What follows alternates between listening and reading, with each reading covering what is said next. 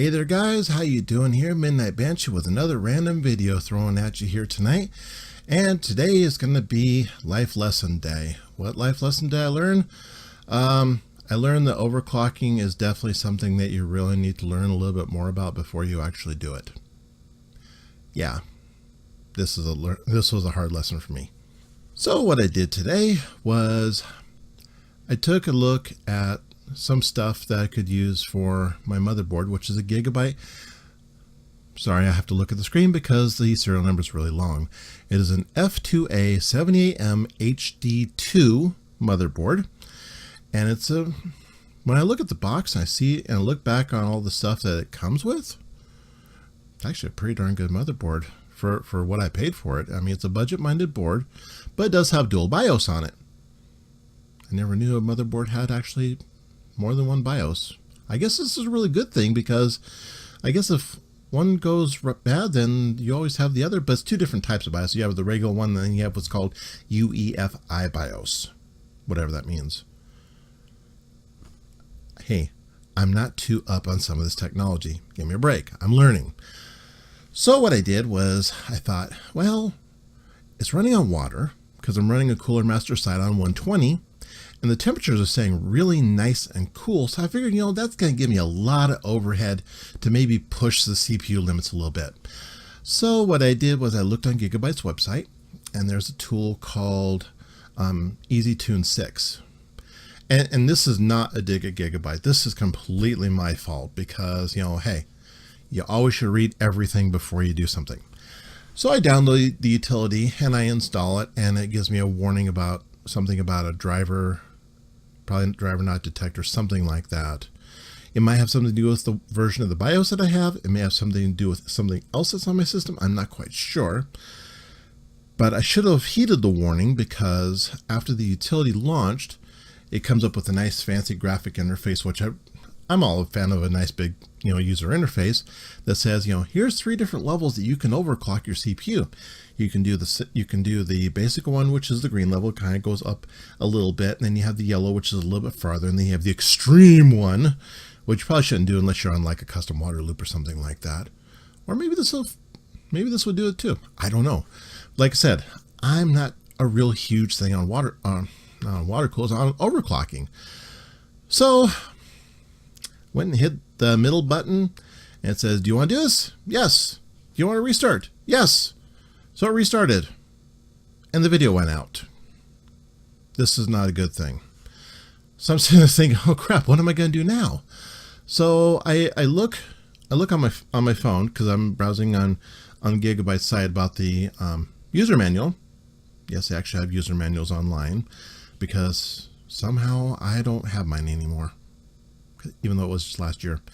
Word of the wise, always keep your manuals. So I looked through the manual, and it says that there's a way you can reset the BIOS to defaults just by doing what's called the clear CMOS.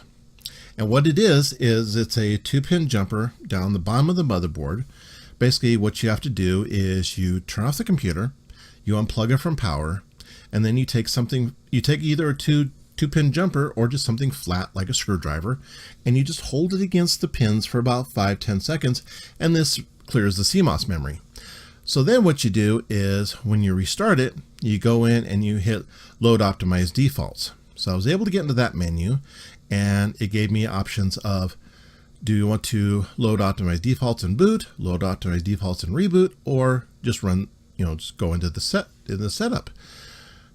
So I knew I was in a safe place. I was in a better direction than what I was before because at least I have something on the screen.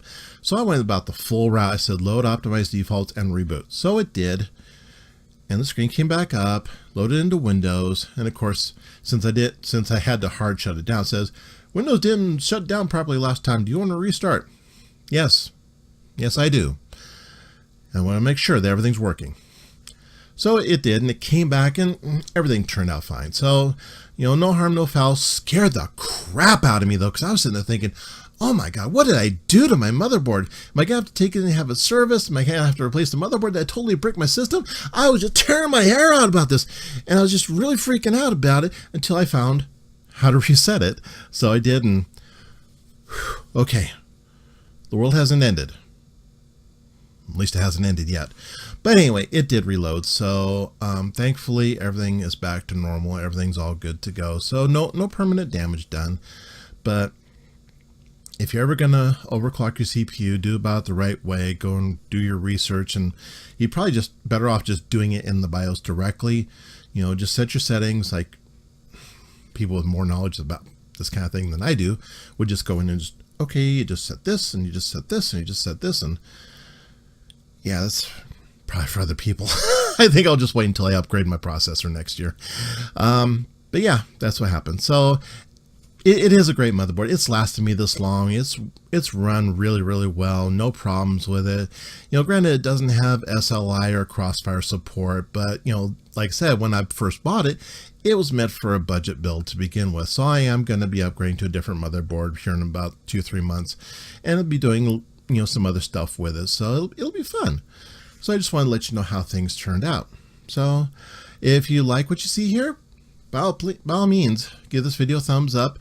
If you want to subscribe, go ahead and hit the subscribe button. I always like seeing people who are interested in what I'm doing. That means I'm probably doing something right. Leave a comment down below, and if you have any ideas or recommendations or suggestions about how to overclock an AMD 6800K CPU on this particular motherboard, because I am gonna get as much life out of this motherboard as I possibly can. So until next time, I hope you stay safe, stay well, enjoy the holidays, and we'll see you next time. And be original and be a little random too. Just not too random. Just whatever you do, please don't break your computer doing something stupid like I almost did. See you next time.